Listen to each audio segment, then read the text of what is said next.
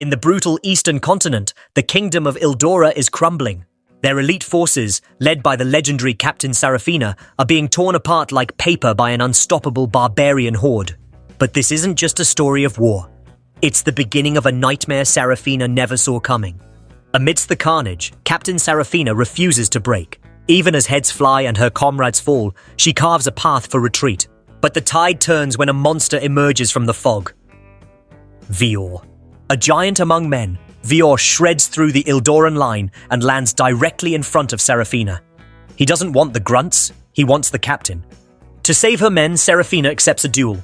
She strikes with everything she has, but Vior parries her blows as if he's bored. With one massive swing, he sends her flying. In a final, desperate act, Serafina ignites her blade with magic. The two icons clash, steel meets steel, and then a sickening snap. Serafina's sword shatters. Defeated and broken, Serafina begs for a warrior's death. Instead, Vior gives her a sinister grin. "I'll put your body to good use," he warns. She wakes up in shackles, wearing rags in a dark cell. Panic sets in. As a noble lady, the thoughts racing through her head are terrifying. Will they torture her for secrets? Or is she destined for something far more humiliating? When a servant named Circe enters carrying pliers and knives, Serafina braces for the worst. But the torture isn't what she expected. Circe strips her, washes her, and makes a stinging observation. "I expected a monster, but you're just a girl." Serafina is dressed in scented silk and fine robes. Is she a sacrifice? A gift for a dark god? The ground shakes as Vior enters the cell. He reveals his true identity, the son of the great barbarian chief. Serafina spits defiance, daring him to do his worst. But Vior just looks at her with golden eyes and drops a bombshell that turns her world upside down. "I didn't capture you to kill you. I captured you to be my bride." According to barbarian tradition, their strongest kings must marry the fiercest female knights to honor the passion of the sword. He fell in love with her the moment she tried to kill him. While Vior gives her time to consider, Serafina drifts into a memory from 7 years ago. She remembers the cold whispers of the Ildoran nobility, elites who mocked her strength and called her a waste of a woman. She remembers the starving peasants she protected and the necklace she gave to 3 desperate thieves. She fought for her kingdom because she believed in a future where her people wouldn't starve. She even remembers the missing Princess Wisteria, who vanished in these very lands. Her brother's voice haunts her dreams, screaming that a woman's place isn't on the front lines. Until his voice morphs into Vior's. Serafina wakes up in a cold sweat, only to realize the nightmare is now her reality. A thunderous snore echoes beside her. There lies Vior, his massive frame taking up the space next to her. Back at the barbarian stronghold, Sira is having a full-blown identity crisis. She lashes out at Vior, claiming a barbarian couldn't possibly understand a knight's honor, especially after she was defeated and humiliated. Vior, surprisingly patient, tells her that losing a fight isn't a reason to lose your life. Just as the tension peaks, Circe enters with a change of clothes. She clears up the misunderstanding. Sira wasn't violated. She just overdosed on a heavy sleeping sedative. Vior was actually worried and brought her to his room just to keep an eye on her. Sira is relieved, but her pride won't let her back down, so she stays mad anyway. Vior just shrugs it off and heads out to find breakfast, leaving Sira alone with her. Left alone, Sira collapses. She's spiraling. How did a proud knight end up relying on her enemies for food? She remembers her grandfather, the legendary Cercidius. Even though he trained her, he always looked at her with pity because she was born a woman. He told her she'd only find true happiness in marriage, never on the battlefield. It hits her. The barbarian Vior is the only person who has ever actually respected her as a warrior and found her strength attractive. But of course, her ego won't let her accept that yet. Sira heads out for breakfast, expecting a plate of slop meant for a prisoner. Instead, her jaw hits the floor. There is a slab of roasted fatty meat so massive it's bigger than her entire torso. In her impoverished kingdom, meat is a luxury. She hasn't seen this much protein in a year. She tries to act tough, claiming it's a bribe, but her stomach lets out a roar that betrays her. Vior is genuinely confused why she's choosing to starve, telling her, "If your stomach is growling, it means your body wants to live. Stop overthinking and eat." Circe whispers the truth to her. Vior didn't just find this, he went out and personally hunted it for her. In Barbarian culture, this is a high noble gift. Realizing it would be a breach of etiquette to refuse, Sira finally takes a bite. The meat is so tender she literally starts crying. When Vior notices, she immediately snaps back into tough night mode, pretending it's just okay. Sira asks what kind of cattle this meat came from. Vior casually points out the window. It's not a cow, it's a massive, vicious-looking dragon. Sira freezes. In her world, dragons are the stuff of terrifying legends. Via just chuckles, explaining it was a herbivore dragon, and tells her to get ready to head outside. She's hesitant, but when Vior implies she might be too scared of the wildlife, her pride kicks in. She agrees to a walk. As they step out, Sira is stunned. She expected a wasteland, but the barbarian lands are a lush, vibrant paradise teeming with life. As a dragon flies overhead, Vior treats it like a common pigeon. Sira is annoyed at how casually he treats these beasts, but Vior shuts her down with one line. "Why are you scared? You just ate one for breakfast." They reach a pristine hidden waterfall. Sira has never seen water so clear. Vior admits he didn't bring her here to brag. He just wanted her to see something beautiful. Then he starts taking off his shirt. Sira's mind goes straight to the gutter, but Vior is just being practical. They're here to bathe. Sira protests that a man and woman bathing together is a scandal, but Vior reminds her that barbarians don't follow her civilized rules. Cersei joins in, roasting Sira by pointing out she still smells like the battlefield. Eventually, Sira agrees, on the condition that Vior leaves the area. While bathing with Cersei, a giant snapping turtle pops up, followed by a parade of eldritch-looking river monsters. Sira loses it, panics, and sprints away from the water, completely forgetting her clothes. Shivering in a towel and lost in the woods, Sira is approached by a handsome, clean-shaven young man. He's incredibly gentle and wraps his own cloak around her. He mentions his mother was also from the West and used to get scared of the scary local animals too. Sira is floored. Is this barbarian actually a gentleman? He notices her fever, she's actually just blushing, and scoops her up into his arms. That's when Cersei finds them and asks Master Vior how he tamed her so fast. Sira's eyes go wide.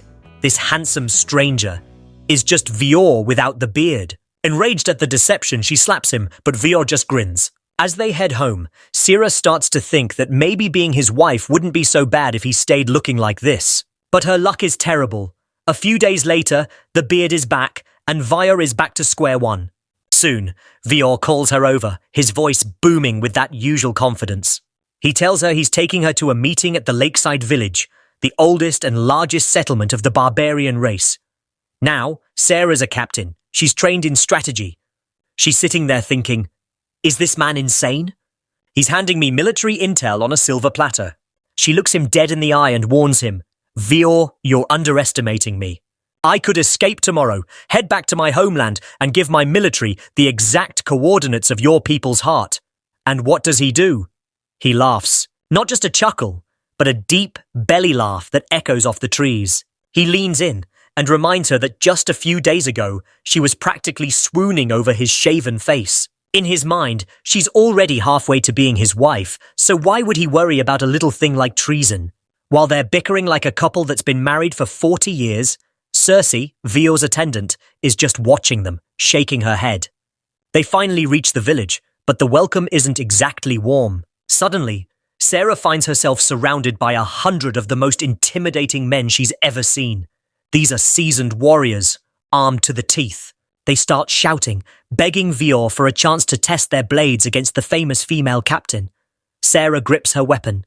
She thinks, this is it. This is where they kill me for what I did to their comrades. But Vior raises a hand, and the atmosphere shifts instantly. He tells them to back off and give her a proper welcome.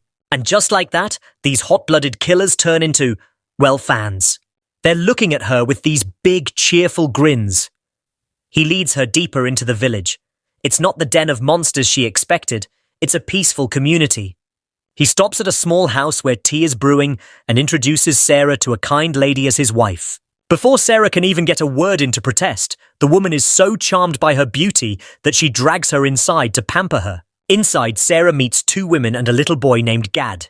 They share tea made from herbs and a special sacred tree. It's actually nice. But then, the conversation turns heavy.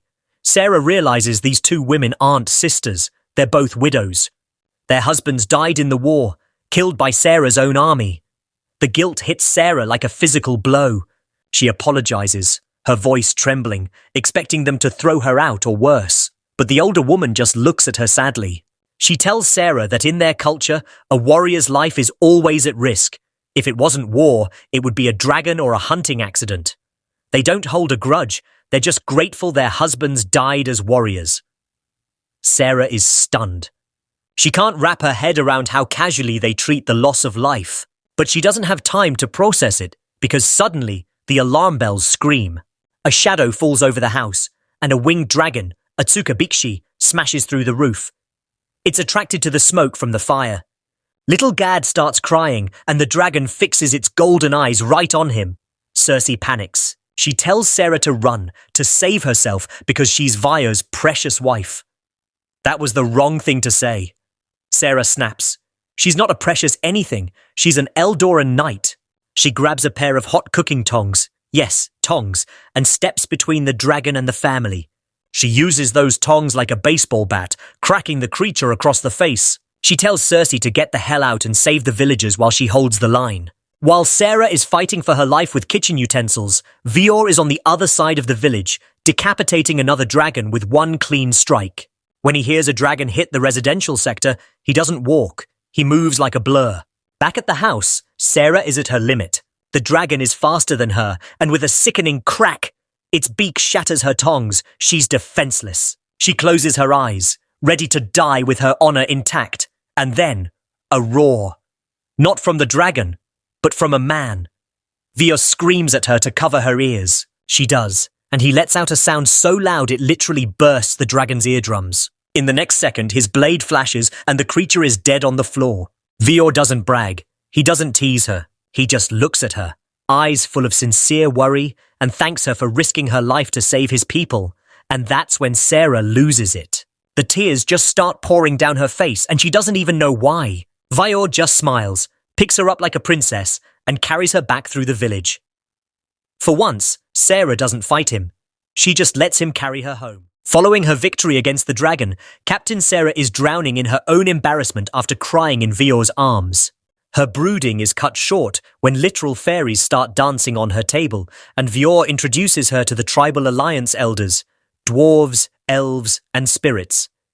They reveal that their alliance exists to protect the land from fiends, monstrosities born of human greed. To welcome her, Sarah is gifted an automatically repairing mithril blade. The next morning, Sarah's deranged former subordinate, Priestess Malchus, invades with a squadron of knights to rescue her.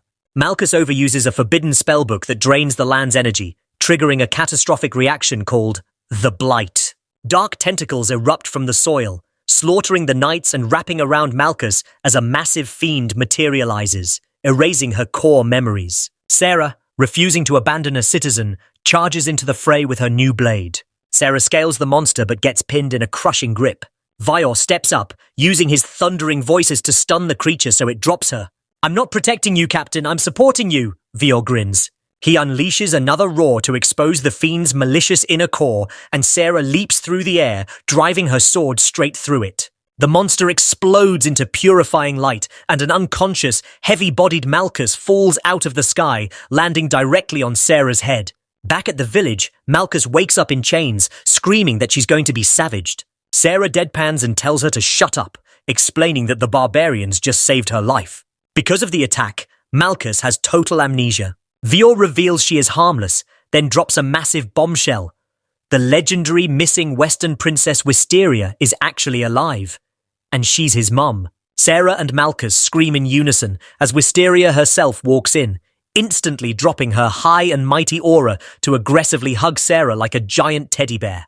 After Wisteria relentlessly teases the couple, hoping to spark romance, Princess Wisteria tricks Sarah into believing a fake ritual is required to clean her engagement necklace. She must sneak up behind Vior, dump a bucket of water over his head, and whisper her identity. Sarah takes the bait, stalks Vior all day in a terrible disguise, and finally drenches him. "Say my name," she whispers. A soaked Vior sighs. It's Sarah, obviously, and explains his mom lied to her. Late that night, Vior takes an embarrassed Sarah for a walk on the beach. Holding the marriage necklace, he explains it responds only to true feelings and recites an oath of devotion. As he places it on her, the silver instantly glows and locks into place. Sarah's denial shatters as she accepts the barbarian king, while Wisteria cheers from the bushes and a crying Malchus watches her favorite knight completely assimilate.